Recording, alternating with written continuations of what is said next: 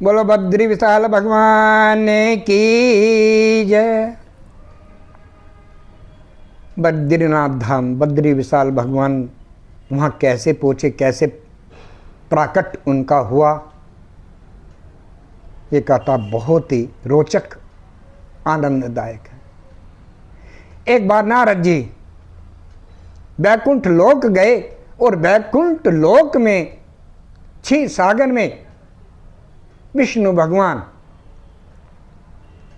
से सैया पर विराजमान थे। जगत माता माता लक्ष्मी जी उनकी सेवा कर रही थी, पैरों को दबा रही थी।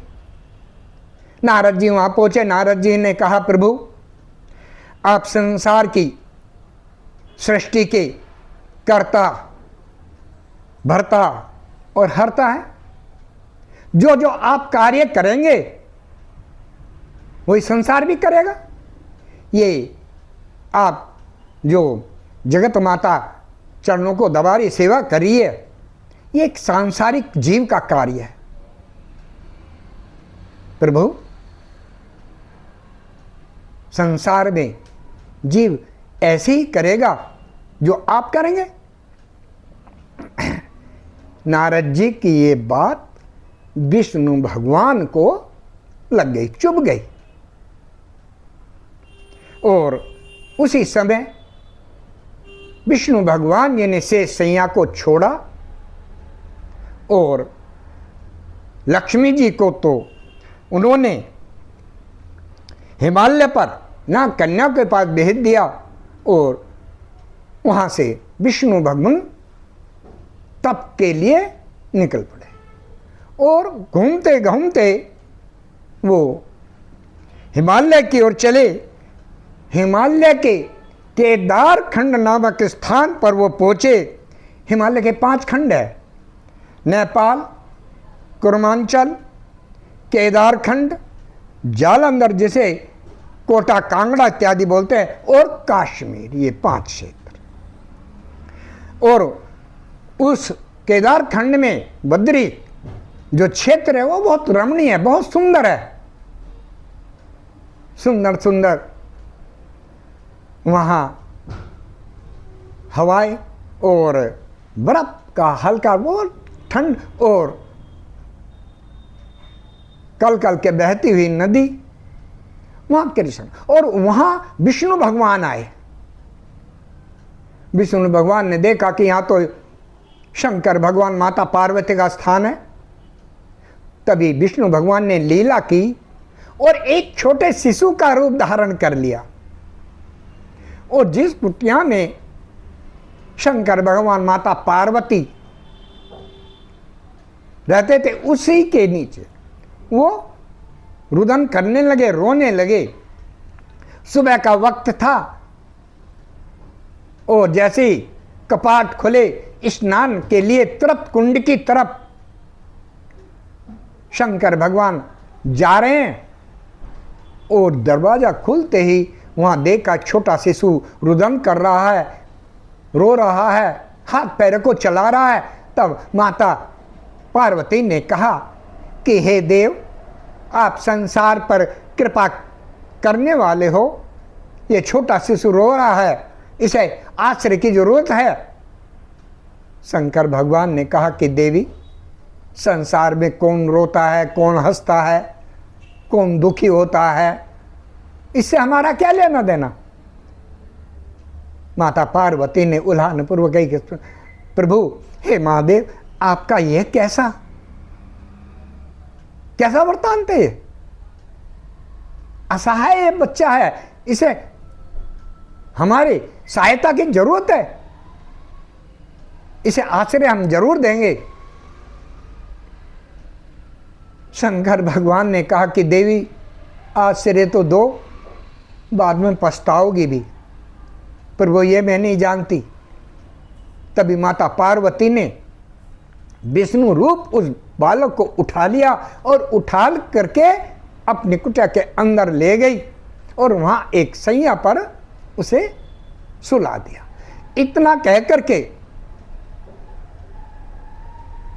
शंकर भगवान, माता पार्वती स्नान करने के लिए तरफ कुंड की तरफ चले गए, तब भगवान ने, विष्णु भगवान ने जो बालक का रूप धारण किए हुए थे, अपनी चाल चली और दरवाजे को अंदर से बंद कर लिया, कुंडी लगा दी, स्नान इत्यादि कर के माता पार्वती के सहित शंकर भगवान जी आए।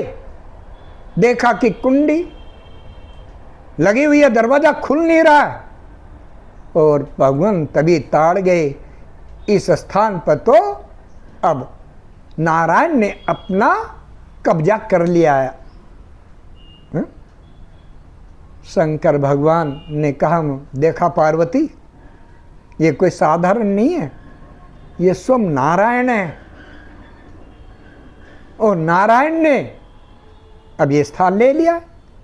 तभी कहते हैं कि शंकर भगवान उस स्थान को छोड़ करके दूर केदार खंड की तरफ चले गए, और तब से वहाँ विष्णु भगवान का